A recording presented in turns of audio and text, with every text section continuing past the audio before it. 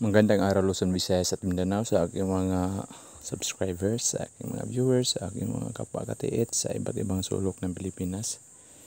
So ngayon mga katiits, binalikan ko yung hukay ko mga katiits doon.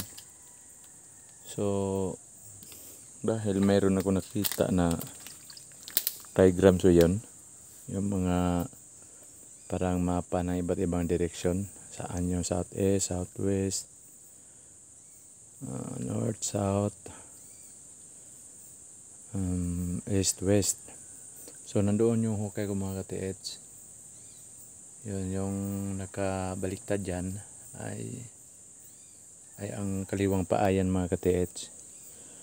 So base sa trigram sa mga katiits, ang paa galing daw sa center, paa ng tao o kaliwang paa or kahit anong paa mga katiits. Kung manggaling ka sa center mga katiits ay east siya nakalagay, nasa east, basta mga yung paa mga katiits nasa east yun. So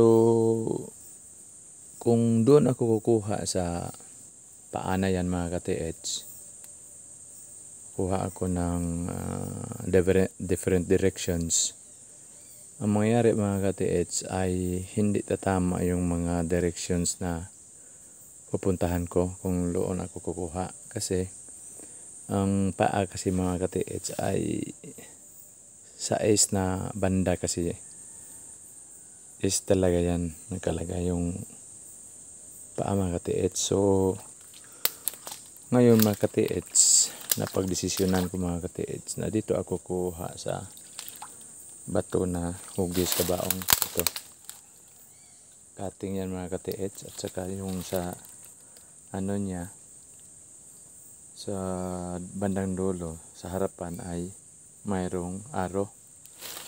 So dito sa gilid mga katiits ay wala, cutting lang yan mga katiits. Kabaong siya talaga mga katiits. So kabaong siya, mahaba ito mga katiits. Tsansa ko lang 1, 2, 1 meter, tatlong roller, 1, 2, 3, satu pa, 1, 2, mga 4 mga katiits, 4 meters ito. So 4 times 3, 12. So 12 feet po ito mga katiits. Haba ito mga katiits, na kung saan sa likuran mayroong mga sign din mga katiits, mga pointer. Ito parang paa na kaliwa, at yung parang paa na ito mga katiits ay magkasing hugis doon sa yung previous video ko. Mayroon doon mga katiits, magkasing hugis nito. So kung tingnan nyo na mabuti ang paa na ito mga katiits sa bandang likuran ng kabaong, ito kabaong na bato, ay mayroon itong mga directions tulad nito mga katiits. Ito. So ang direction nito ay patungo sa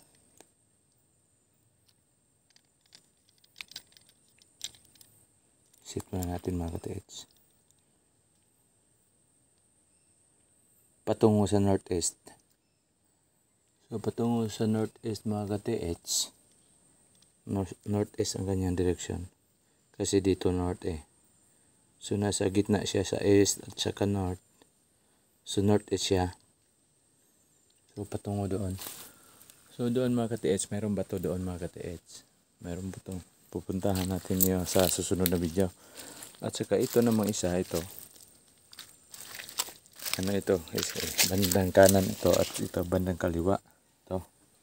So kung tingnan mo mga katiits, napakatulis mga katiits.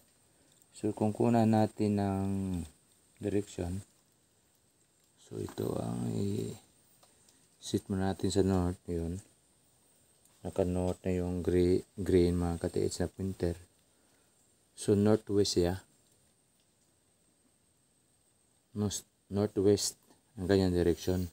Na kung saan mayroong ano doon mga katiits, bato. Yun, bato yun mga katiits. Northwest. Naka-northwest. Ano siya mga katiits. North.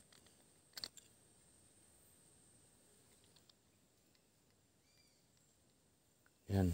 Tingnan nyo mga katiits. Oh. Talaga naka-northwest siya mga katiits.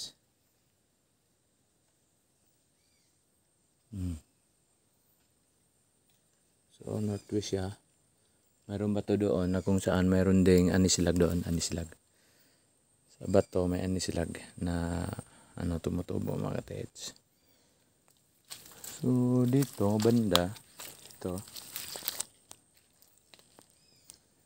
Doon banda ay malaking bato yan mga katiits. Parang bao or para siyang ano, ulo ng pagong na nakatingala. Laki yan mga katiits. O para yung barko na malaki mga katiits. O yun mga katiits. Siguro ito ang center ito. Kabaong kasi pag ano natin ito mga katiits ano ba yan? Kumpas dito sa gitna. So gitna ito mga katiits. Gitna ito.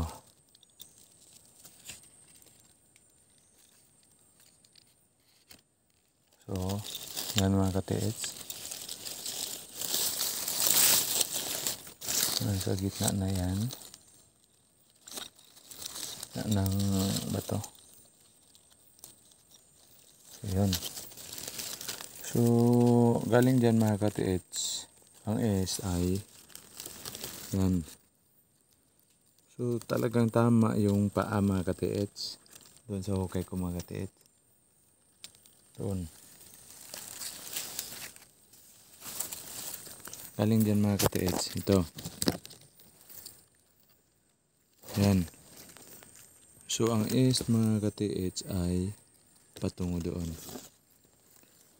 Na kung saan nandoon yung hukay ko mga katiits. Itaas natin. Para makita nyo. O, doon mga katiits. Naka-S talaga yun mga katiits. So, ibig sabihin mga katiits. Base sa trigrams mga katiits. Ito, ang bato na to ay ginawa nilang center or reference point mga katiits kasi napakalaki nito mga katiits.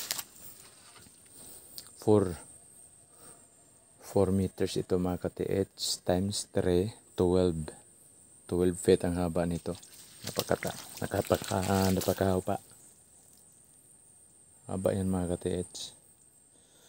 At saka yung mga directions dito ay tamang tama mga katiits. Yung angle ng mga pointer nandoon sa northwest. Ang isa naman ay nandoon sa northeast. So talagang akma siya mga katiits. So ginawa itong ito ang ginawa nilang na reference point mga katiits. At saka ano ito mga katiits, mayroon din itong pointer dito. So pointer na kung saan para may cutting. So kung kumpas natin yung pointer mga katiits yun. Kumpas natin, set muna natin sa green na pointer yung north. Lagay natin dito mga katiits. Yun. So ang pointer mga katiits, naka southeast yan mga katiits. Naka southeast yan. So ibig sabihin mga katiits, tama ang kanyang direksyon. Southeast. So anong bang makita sa southeast? So sa southeast mga katiits ay makita natin yung kahoy na may bato dyan mga katiits. Malaking bato yan mga katiits sa southeast. So doon ang puntarya na. Southeast siya. So, kaya nga mga ka-TH, ito ang ginamit nila na fulcrum point, itong bato na to mga ka-TH. Dahil ang mga direksyon niya ay tumama siya lahat mga ka-TH. Tumama sa yung trigrams. Kasi meron doong nakasulat na ang mga pwede mo makita sa east ay paa. So galing dito mga ka-TH ay naka-due east yung paa doon. East yan. Galing dito sa bato na to mga malaki mga ka-TH. So tamang-tama ang unang sinulat o ginuhit doon na pwede mo makita sa east ay yun, yung paa na binuwal ko mga ka-TH. So hanggang dito lang mga ka-TH kasi masyado nang mahaba yung video ko mga ka-TH. So kung gusto niyo masundan itong mga treasure hunting activities ko, pwede kayo mag-subscribe mga ka-TH. Salamat po.